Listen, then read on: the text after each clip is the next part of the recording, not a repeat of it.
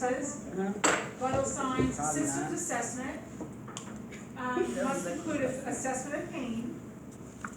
The systems assessment, we're gonna go through all the main body systems. Cardiovascular, in addition to pulse and blood pressure, they really wanna know about peripheral pulses, the color of the skin, skin turgor, cap refill, any edema, what's the temperature, are all things that you need to assess cardiovascular wise.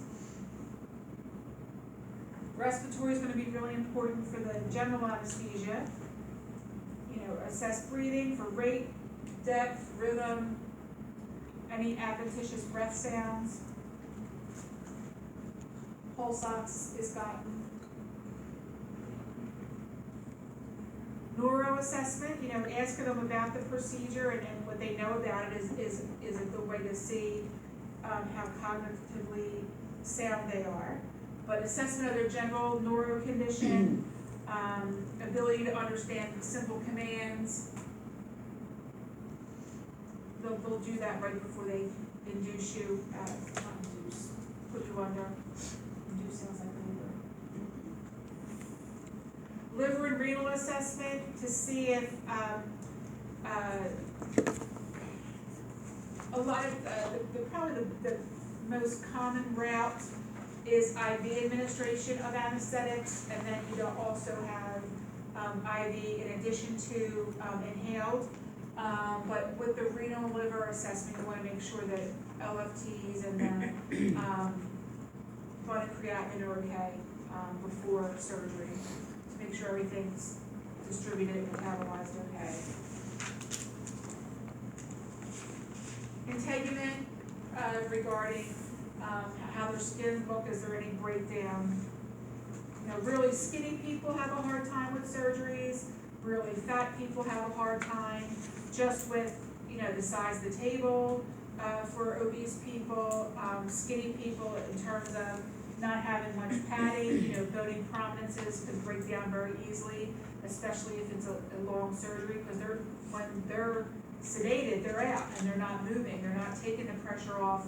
You know, we just got up to walk around during the break, but you know, just sitting here for an hour, you're all shifting your butt from butt cheek to butt cheek, so you don't get breakdown on your butts, because you get a little bit of a pain or a twinge and you realize that you have to shift your weight, and people that are sedated can't do that. GI assessment is really important to know the bowel habits of the patient, because post-operatively when the patient comes to, it's important to have bowel sounds soon after the surgery, and past flatus, especially if it's abdominal surgery, and poop. You know, people used to not be discharged unless they pooped after a surgery. Now, because there's same-day surgeries, and you know, if they have bowel sounds and passing flatus and they just haven't pooped yet, then they'll still be sent home. But you know, that'll be part of the discharge instructions that the nurse may or may not read to you, I guess. That it has to be done, or call the physician, because the post-op physician's appointment might not be for another week or two. Okay. The nurse should document the GI assessment, and that's depending on what time this is done. Some teaching might be in order to say, here's the bowel prep that you're going to get for the surgery. You know, you're going to have magnesium citrate, or we're going to give you an enema before you go down in the morning, whatever the case may be. And then GU assessment, you know, depending on the length of the surgery, there might be a catheter inserted pre-operatively. They might have an indwelling catheter for other reasons, but otherwise, if it's a relatively short surgery, they won't. Because anesthesia sort of slows everything down, so it's not going. If you're sedated, you're not going to have the urge, and your sphincters aren't going to be. They might become loose and weak, and you might lose control if you had a full bladder. But you're always taking the patient to the bathroom before they go down to the OR, and they're even asked again when they go down there if they have to do it again. So.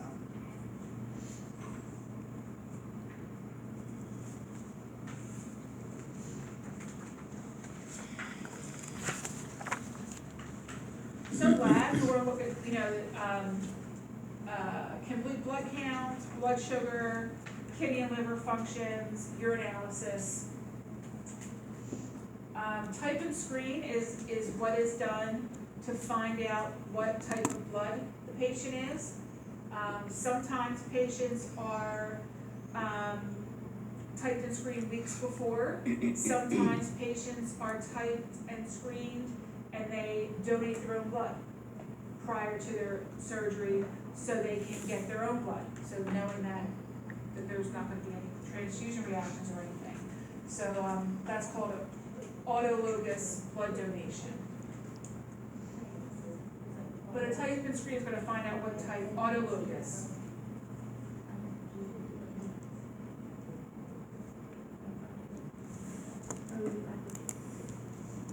Radiologic assessment, usually a chest X-ray, EKG, CAT scans, MRIs, depending on what body part is being operated on. We'll have all that pre-surgical testing done to see, what we're getting, what we're removing, what we're operating on, whatever the case may be. And then patient teaching, include the family. Family's often good for the support, Patients can be really anxious. Anybody here really anxious before surgery, like even maybe a tooth extraction or anything? Anybody have family members that are just like freaked out with stuff like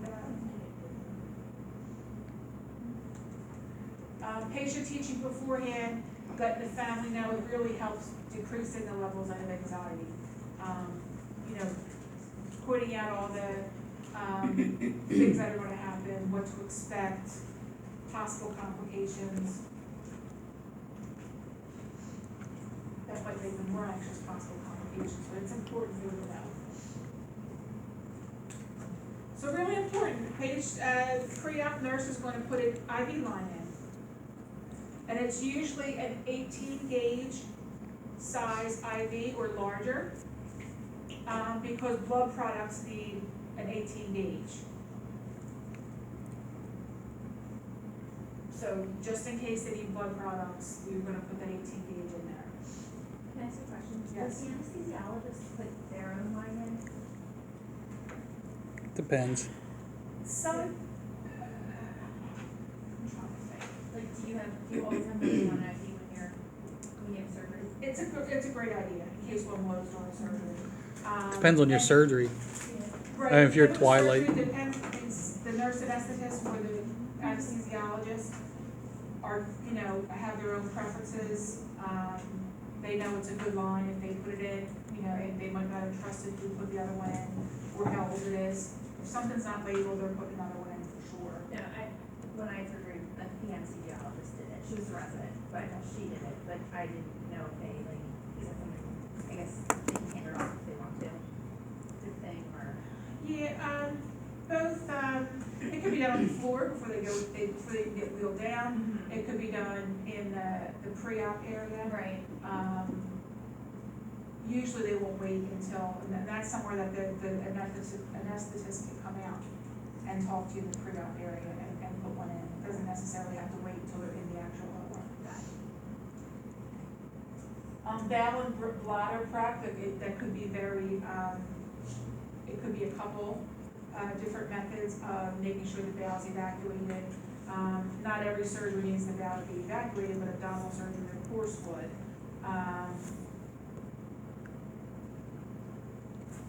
It might be an enema, it might be a general laxative, documentation of what the results of those were in order to indeed, you want the enema to be drained to clear eventually, so you know that the person's clear. So the bowel prep, whatever was ordered, we want to make sure that it started at the right time, usually the night before, if it was a scheduled surgery, and finished the day of. They might do laxatives the night before, they might do mag citrate, and then wait for the enema in the morning to make sure they're totally clean. Skin prep, sometimes the area might need to be shaved. Sometimes the patient needs to be washed with betadine or chlorhexidine. Sometimes they do that at home, if there's surgery stuck for the next day, they'll do the shower with that the morning of or the night before to make sure the area is clean. They'll still clean it prior to making an incision, but it's just to make sure that everything's as sterile as possible. We, as workers in the OR, nurses, OR techs, surgeons, are not sterile. Like, people can't be sterile. We can be as clean as possible, but I can do the surgical scrub. It used to be like 10, 12 minutes, now it's only 5 or so minutes, and not be sterile. You know, it's just because of, it's impossible to sterilize porous material, you know, but you can sterilize tabletop and whatnot. That's not a trick question or anything, it's just a fact. Won't be a test question, I don't think. Medications, know what medications the patient was on, to make sure. When I was a new nurse, I was part of the med error, and 14 people were written up for this med error, because there was a bunch of dopes that were involved, the physician being the biggest dope. Illegible handwriting, and I was the overnight nurse doing the chart check, which is making sure everything that was done in the previous 24 hours was kosher, pretty much. So this is probably one of the reasons why U for units has to be written out in units, because the U looked like an O or something. So I took off the chart check, but only because Karen Snellbeaver left early because she was always sick during her pregnancy. Always sick, always had to leave early. So we had to pick up her patients when she left at 4 a.m. Anyway, so it was one of those nights, Dan Karen, one of those, and she smoked during her pregnancy too. Anyway. Pitch. A lot of people do, but she was a nurse and did.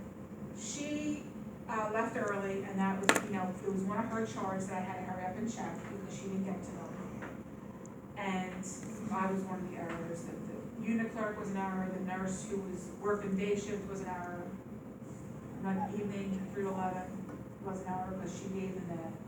So it was a sliding scale of insulin, the O looked like a U, or vice versa. I forget exactly what it was. But like the incident report was like 4-fold out, front and back. I guess there was 14 on 4, you know. No, she didn't do anything. I don't even know if she popped out as my patient before she left at 4 a.m.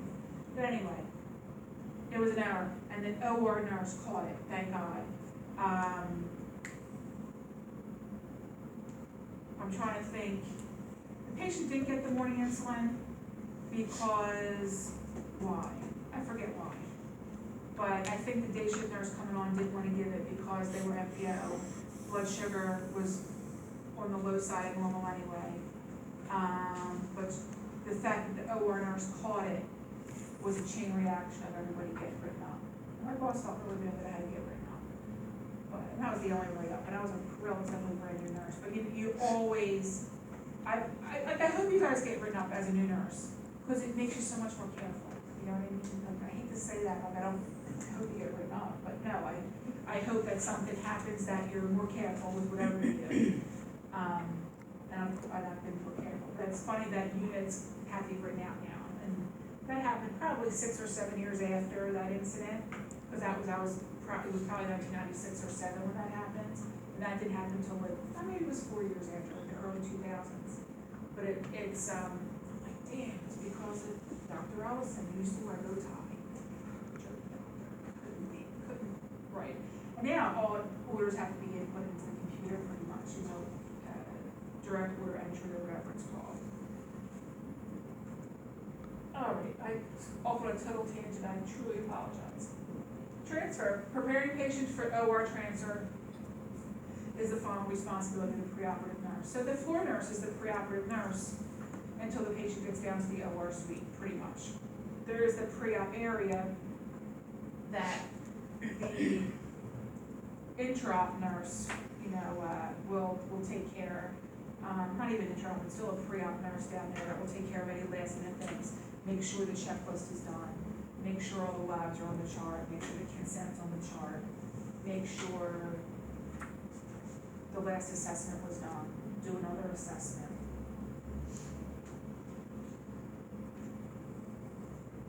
True or false? The primary goal in withholding food before surgery is to prevent aspiration. True. True.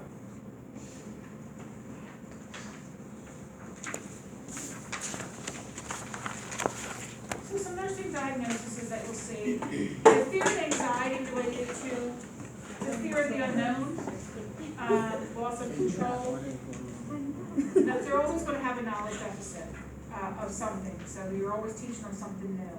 So assessments are going to include a physical assessment, vital signs,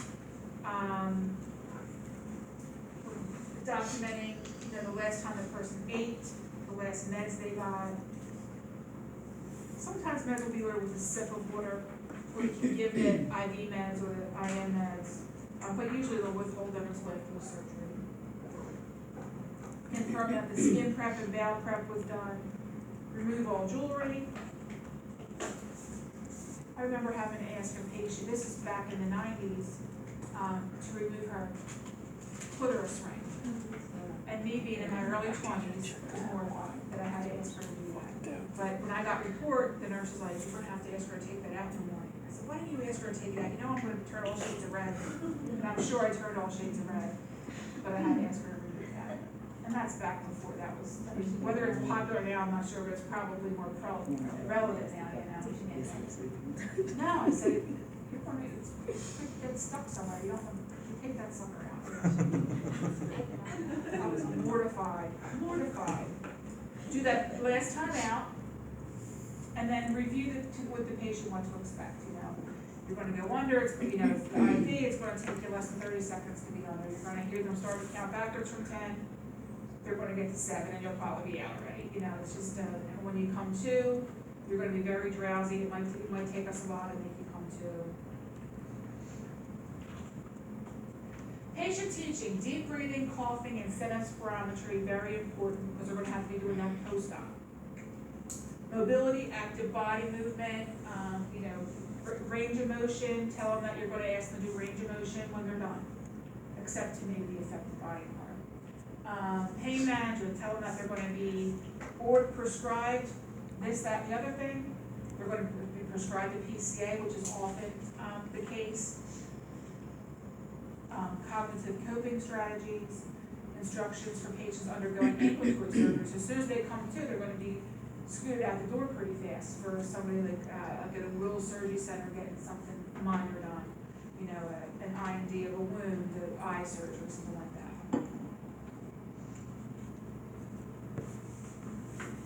I don't know if I gave you these pictures. Yeah. I gave you a picture in the second slides. I didn't give them to you for this. Because they have to bypass the demon. She hates pictures because of too much ink or something, which I get. You guys pay tuition.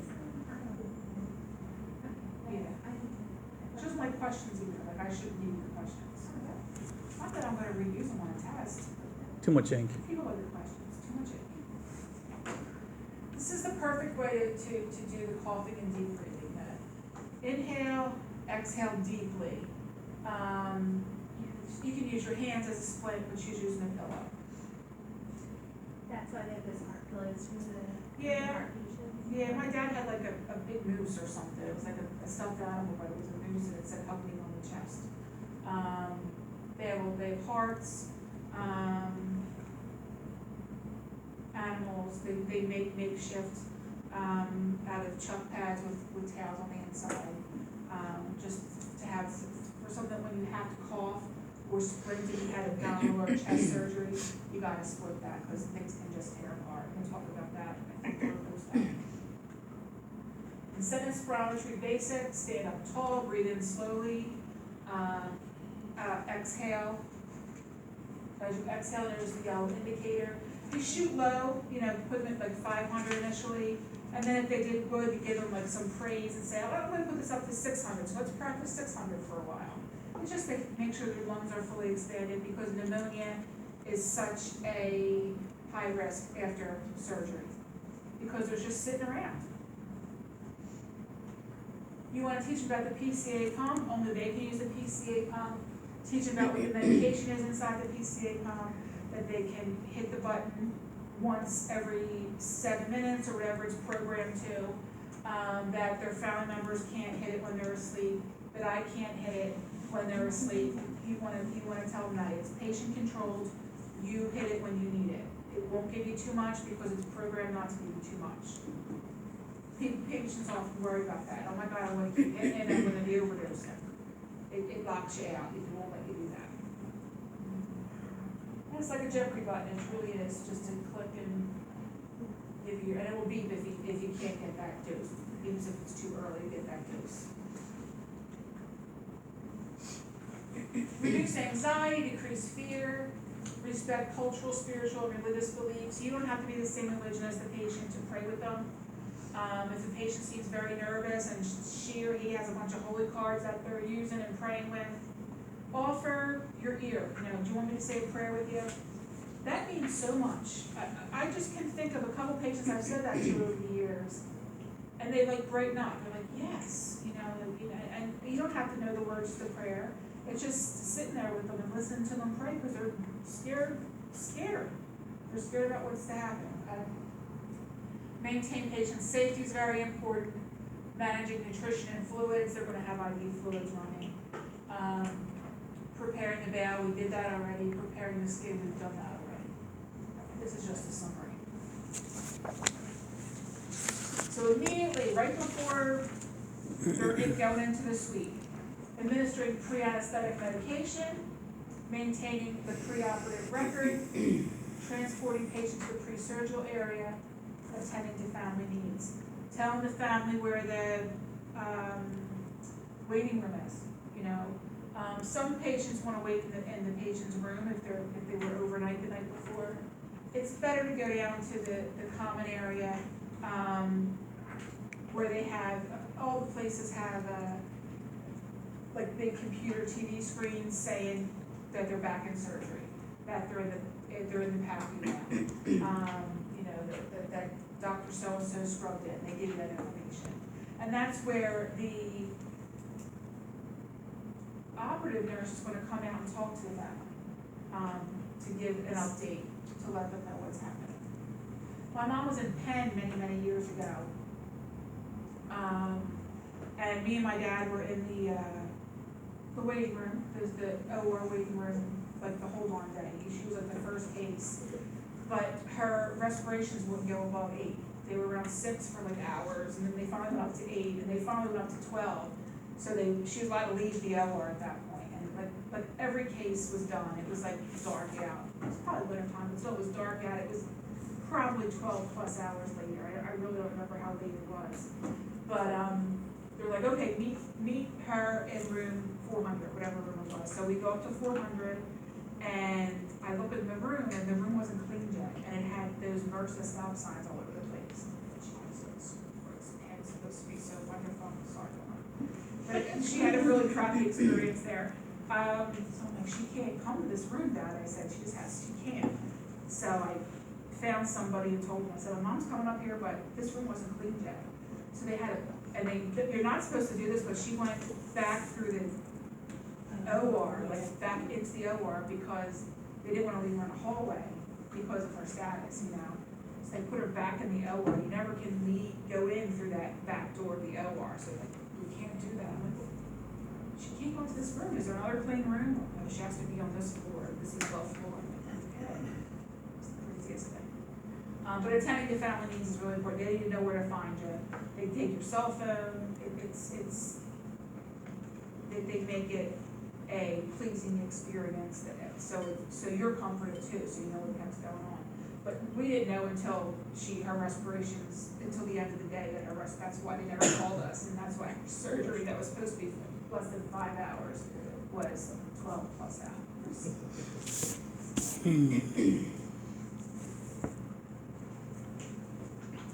So more teaching, all this stuff has to be done pre-op, so they know how to do it post-operatively.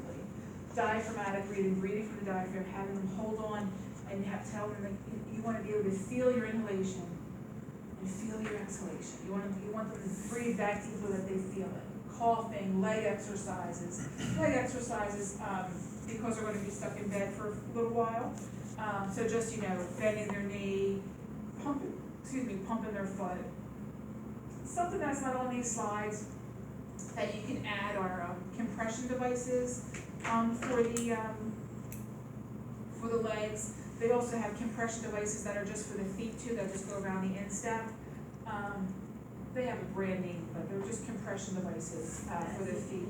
SCDs is for the calf, and the flexi pulses for the feet are just compression. They inflate and deflate to help the circulation go because you're bed bound for a couple hours after surgery. Turning to the side, for them to help post-operatively because of skin breakdown, so make sure you're able to turn to the side, using side rails as assistive devices to turn from side to side.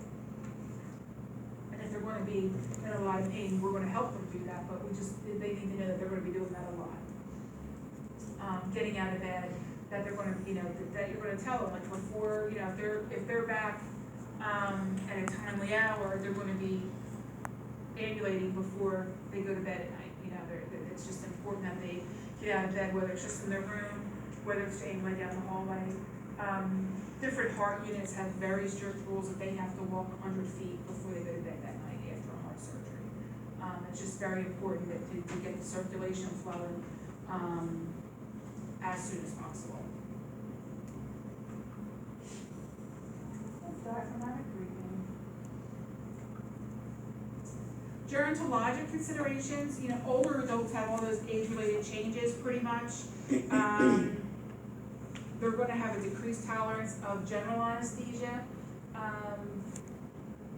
because of, how their circulation is slowed.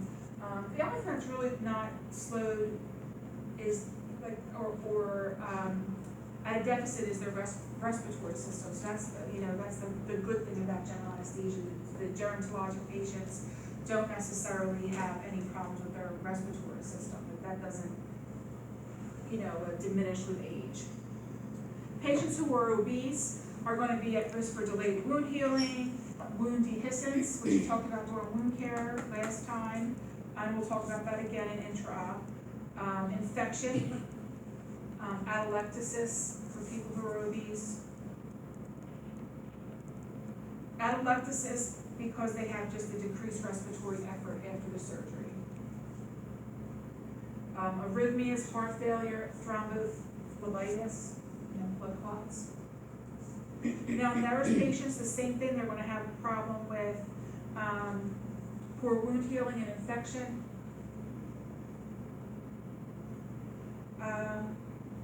Their bodies don't respond too well, people that are malnourished, to all the things that go on during surgery, the poke and the prod and the moving, the positioning, skin breakdown can happen. If it's a scheduled surgery or an elective surgery or one that's been planned for a bit, nursing interventions could be, teach the patient about high caloric foods to gain a little bit more weight before the surgery happens, especially if they're cachectic and very malnourished. Intake of protein and vitamin C. Somebody post-operatively that's malnourished might need extra IV fluids with nutrients in it. If they're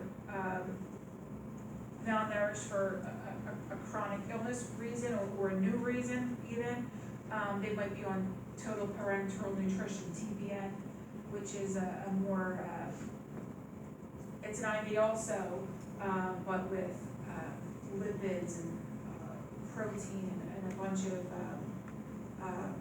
vitamins in a more, it's like a milky looking substance that's IV. And then patients with just disabilities in general, in terms of positioning and anybody with chronic illnesses that might have delayed wound healing because of anything else chronic going on.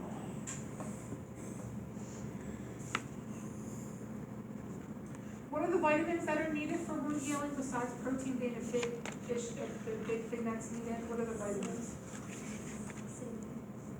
C, B, and A. Yeah, A, B, and C. There you go. I don't know why I said it backwards. Both of the amputation is post-operative and preparing to be discharged. He questions the nurse regarding adequate nutrition for wound healing. Duh, just do this. I was not prepared. ABC and protein. And adequate hydration, 6 to 8 ounce glasses of fluid a day. Cool. Second scenario, preparing a patient for surgery, discuss general pre-op teaching. So in terms of respiratory, what we're gonna do? Tell them to definitely do deep breathing exercises, use the incentive spirometer. Instead of spirometer, good.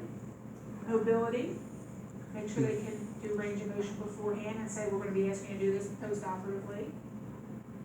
Pain management, tell them what they're gonna be prescribed if you know that already, but definitely don't let them be fearful of the pain post-operatively.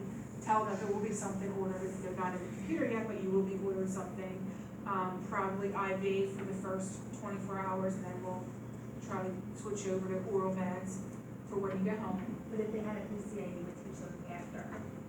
PCA, you can tell them about it. You can tell them that. Yeah, just say you're gonna be hooked up to a continuous IV that has IV fluids and pain meds in it, and you're gonna control it yourself, with a button, and we'll show you how, and we'll show you the button. It's not gonna be, you're not gonna order it. It'll be in the room post-operatively when they come back to have you, but it's not something that you'd have pre-going up, unless the orders were in already, and the doctor is not gonna order it that soon. He's worried about the surgery, then he'll do post-op orders. Post-op complications in terms of, nutrition, worrying about hypotension with you getting up fast, you wanna tell them to dangle first. Informed consent, as it relates to a non-emergent surgical procedure. How do you obtain informed consent from an incompetent patient or a minor? From their parental guardian Parental guardian, good. or their power of attorney, yeah. Or power of attorney, good. Now, an emancipated minor, can they consent for themselves? Yes. Yes. Somebody married or independently earning his or her own living is an emancipated minor, or somebody who signed all the papers to get away from their parents. I had a student years ago that emancipated from her parents at like 16. She was hated them. I moved out, moved on her own.